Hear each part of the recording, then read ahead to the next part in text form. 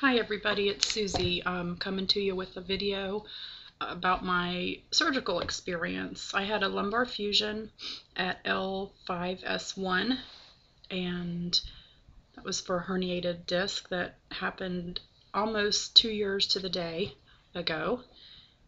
So I just finally had my surgery to fix that, and it's I believe the fourth one in my series. So I just want to tell you a little bit about how the hospitalization went.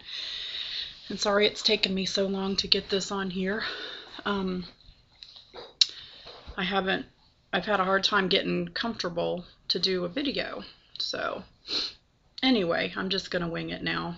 And I kept thinking, well, I'll get my hair together, or I'll get some makeup on, or I'll put a bra on, or something. There was always some excuse not to do this, but what I'm finding is that's just not happening. There's just not going to be a moment when the phone doesn't ring or somebody's coming in the room to help. So it's hard to get a couple minutes to do this. Anyway, I had my surgery Thursday, September 16th, 2010 at St. Joe's Hospital in Tampa. And today is, what's today? Today is Sunday, the 26th. It's a little better. Sunday the 26th. So it's just over a week. Let me try this. Okay, much better. It's just over a week after my surgery.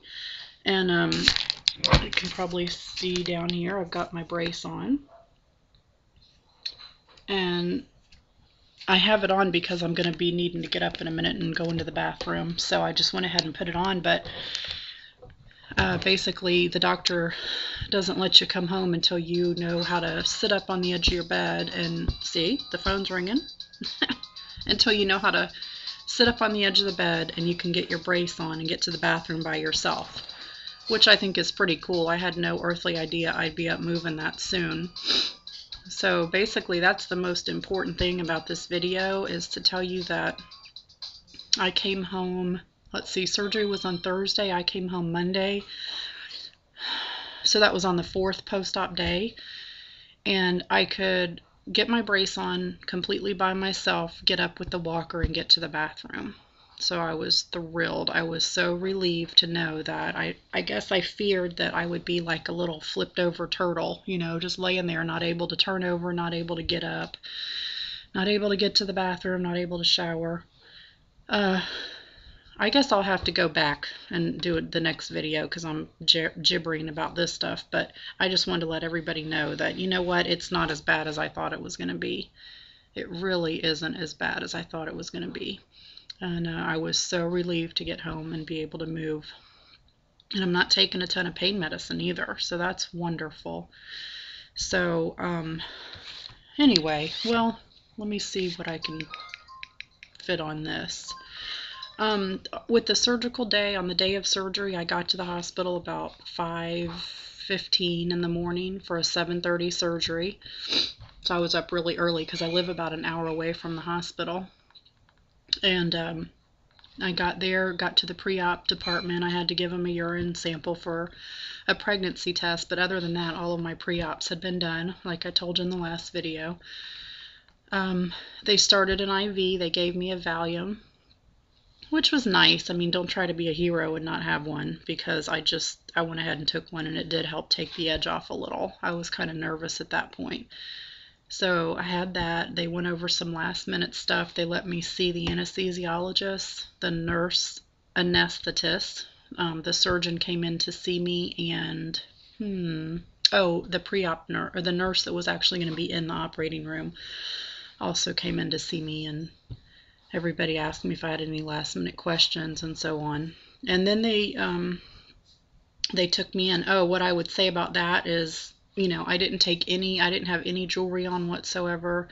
I didn't have a bunch of bags because my mom was there with me, and if I would have had a great big bag of junk, she would have had to haul that around until I got into my room. From the waiting room, if she wanted to go eat lunch, she'd have this great big bag. So they told me to leave my stuff in the car and wait until after surgery to have her go to the car and bring that up, and that's what she did. And any jewelry you'd have to take off anyway, so just leave all the jewelry at home. And of course I had had nothing to eat or drink since midnight, and I had to scrub with this antibacterial little scrubber that they gave me on my pre-op visit. So I did that the morning of surgery. I shaved my legs because I knew it would be a while, and just got all ready. And I had a haircut, you know, a couple days before surgery because I knew I didn't want to mess with long hair and everything after surgery. So anyway, then they took me back to the room, and when I got into the room, I was wide awake when they wheeled me into the room, and I'll tell you what, the room was huge. That's what struck me when I went in there. It was huge. It was probably 2 times the size of my bedroom. I have a little house, but nevertheless, there was a long, long table of instruments, you know, and just about the time I was starting to look around and see everything, the anesthesiologist said to me, "Okay, I'm going to give you some Versed through your IV, and you're going to go to sleep." And that was all I remember. So that was a good thing, because looking around, it really hit me. You know, this is a big, huge surgery. So then, of course, I was a little more nervous. But, you know, I woke up in recovery room. Next thing you know, I woke up in recovery room, and I remember being flat on my back, and I remember saying to the nurse, I got to turn to my side. Please turn me over. I got to turn. Because I don't know about you, but usually when you have back problems, laying flat on your back with your knees down is the most uncomfortable thing on earth. So if I would have known that ahead of time, I would have just asked the anesthesiologist, you know, listen, when I come out of surgery, would you please prop my knees up for me or help me get to my side or something? But finally, after a couple askings, the nurse did help me turn over to my side, and I felt better. And I felt nauseous. I think I had said in the other video that one of my fears was really retching after surgery, because I've had a couple little surgeries before, nothing like this, but I got really sick from the anesthesia. So they did give me, that's the other thing they gave me in pre-op holding, they gave me some nausea medication so I wouldn't be so sick after surgery. I was still a little nauseated, but nothing like I had been before, so really it wasn't that bad. So that's about all I remember from recovery. I remember them saying that they were giving me something for pain, giving me something for nausea, and then I asked them to help turn me over. Next thing you know, it was time to go up to the room. So I barely remember that night. I had a PCA. It was morphine.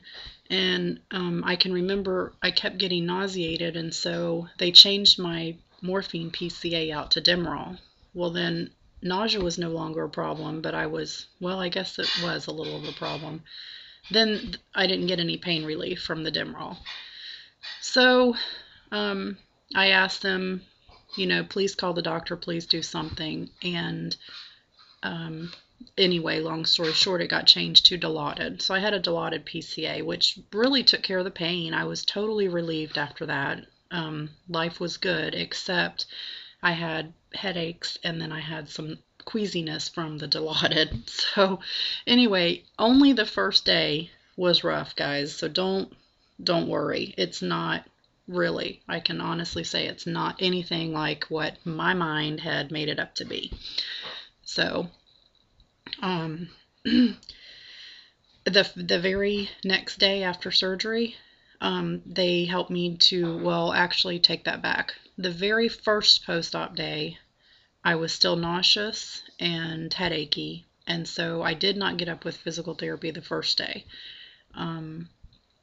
It was pretty much just a down day. But the second post-op day, the surgeon came in, and they took out my catheter from my urine, and they took down the PCA, that Dilaudid PCA that was making me sick. So they switched the Dilaudid PCA to Percocet, and that's when I started getting up with physical therapy, because immediately the headaches and the nausea left me as soon as that Dilaudid was down. So basically you need it for pain, but it might make you a little sick, but there will be an end to it. So I'll do my next video starting with the first post-op day. Thanks, guys.